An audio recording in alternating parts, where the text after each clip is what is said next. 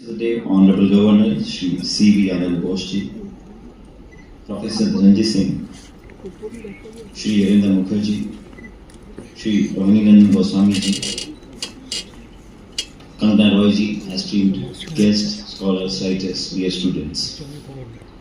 First of all, at the outset, I would like to congratulate Shri Arindam ji for taking this wonderful initiative to bring out a platform which will give voice to authors, writers, speakers, poets, and also historians.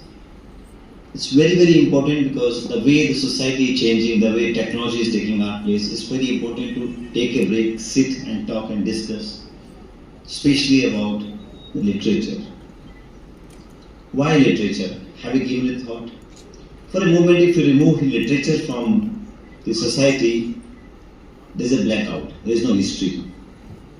When there's no history, there's no pride. When there's no pride, there's no culture. When there's no culture, there's no survivability and sustainability. We must understand, first of all, the scope of the festival which Mr. Arindam has taken. It's very wide. I appreciate that he has not confined it to a particular language, state or region. He has opened it up for all people that are culturally, geographically and historically they are co-located and very well related in their lineage and also in their journey. It's a very special moment. We must celebrate it that a literature festival is not only being inaugurated by a person who is the custodian and patron of art, literature and culture in the state in constitutional capacity, but he himself as an individual is an acclaimed author, writer and scholar. So I think we must appreciate and give a big round of applause for having our Excellency, our Governor here. The point is not that head of the state is here. The point is that what message it gives. We have a scholar with us, which is far bigger thing that we must celebrate as intellectuals. When we have such festivals, we get authors, writers, we get to interact, we get to talk, we get to speak, and then there's an exchange of ideas. If you look back on the history, in 1893, similar conference was taking place in Chicago, where son of the soil from this place, who is our brand ambassador knowledge system, told the whole world what India stands for. What is the power of knowledge? Had there been no literature, how would we know what he spoke out there? If there's no literature, what he will preach and communicate there's no continuity. So that is the power that we have to understand that this content has. This complete region, if you look back 2,000 years back, is totally influenced by Magad Empire, and especially the Nalanda. Then we had Vikramshila, Sompura, Pushgiri. These are the iconic places that India has created and we never know about it. If you read this scholarly work about Nalanda, you'll be surprised that this was the world's first, oldest, international, co-residential, multidisciplinary university of the world. Oxford, Harvard, they all came out 600, 700 years later on. That is the power we had, but we did not have any record. Because we did not have enough authors to write them from Prakrit and Sanskrit to other languages. That was the basic challenge which we had. How we got to know is through the Chinese version from Huen San's story. So that's the power that we have to generate with our discourse. What we speak here, what we talk about here, I request Arindamji to document it. Unless it is documented, it will not become part of the history. And we will write a wrong history if we don't learn from the history. Another point which I think we must understand, the power of translation. We have wonderful literature here in all the languages that Eastern region represents. As he said in his speech, the rise of Northeast or East, it is classically you can say rise of India. There is a very famous quote, what Bengal thinks today, India will think tomorrow. This is true because we are far more educated, we had far more reading habits than other part of the country. We had better exposure, we are aesthetically art, literature, culture, music way ahead. Think of a moment, had there not been any Tagore grown up in that ecosystem, what would have been our national anthem? Just think about it for a moment. If there had not been any Vivekananda, how the world would have said that India is mother of wisdom. We are mother of wisdom. We claim mother of democracy. Why? Because we have those legacies. But are we going to transfer to our discussion? That we have to think about it. Another point which I feel is power of translations. power of transfer and power of transformation. We should bring this literature into all other languages, and languages should integrate with each other, and a massive translation project should be taken all across the country so that we connect India with the power of knowledge and culture. Every language has got its own culture, and every culture has got its own language. You cannot separate two. Both grow together, and we have to nourish it and enrich it to create a better society that generates value into it. Every day there is one language dying in the world if you go by the UN statistics. We have thousands of languages and dialects. We are also losing many of them. It doesn't die because people are not reading and writing into them. More importantly, people are not dreaming into them. People are not feeling them. So we have to have pride on our language and understand the power of language to connect with the rest of the world.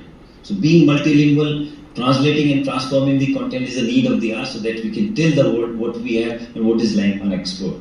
Unfortunately, there is not many scholars who can read Sharda script today. Unfortunately, there are no scholars who can read Prakrit today. So that is the thing, that wisdom is lying unused and unexplained. Over a period of centuries, it will further die down.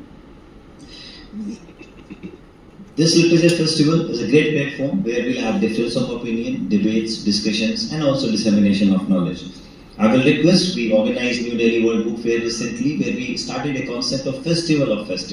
Any literature festival in the country can come and organize their festival on the platform of New Delhi World Book Fair, which is the largest book fair in the world.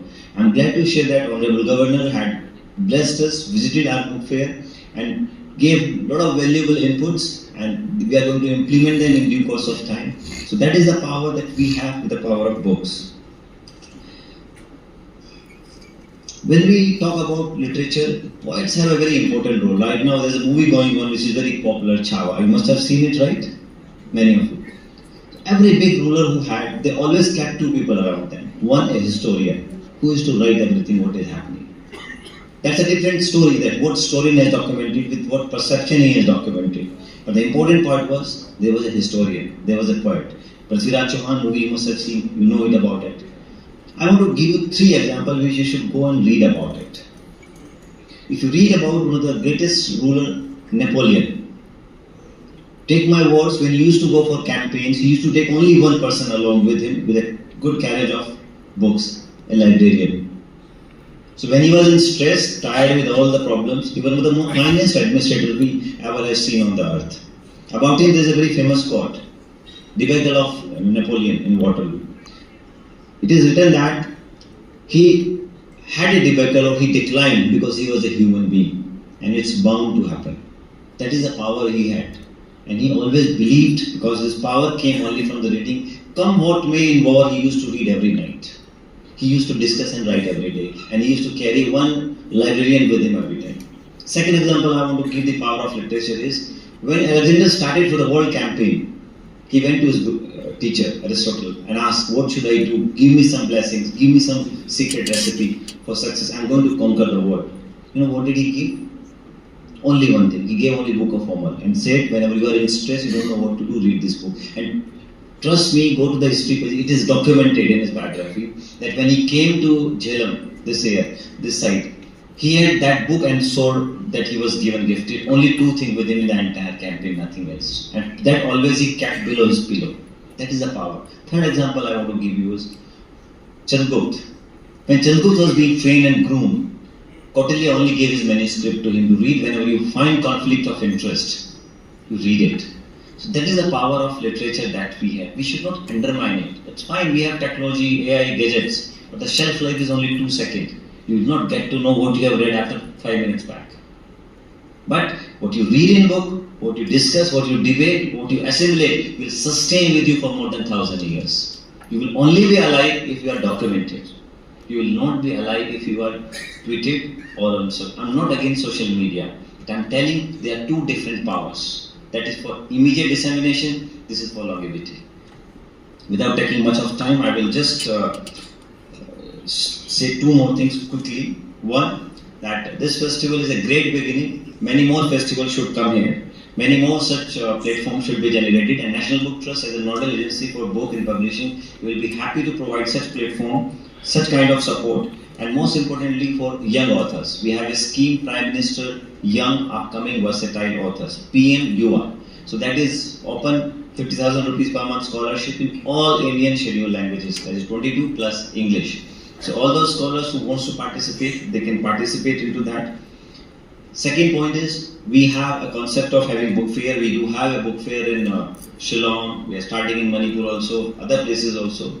So here it's a good beginning to start. We should take more of our publishers, because unless and until this ecosystem of writers, authors, publishers and readers, all three makes this complete world of literature. And such kind of platform is a great place. We should get together and create this complete loop, and National Book Trust as nodal agency will provide all necessary support possible in all quarters, and I invite Arindam ji to take this festival to Delhi, and especially the authors who are not invited, NBT will be happy to invite and host them in Delhi. Recently we did a Brahmput Literary Festival, under which a lot of around more than 35 plus authors from Northeast, Far East, unsung areas came. Similarly, people from other regions which you have covered should visit it and be part of it. And then NBT will be more than happy, and those who wants to write, they can send their manuscript to us. We will evaluate and take care of it, end-to-end responsibility to publish and bring it forward. Thank you so much for inviting us. Thank you so much for choosing National Book Trust as knowledge partner of the nation. And thank you so much. And I personally convey my gratitude to Honorable Governor for being part of this mega event that is in a nascent stage, but I'm sure it will take a big shape. Thank you. Jai Hind, Jai Bharat.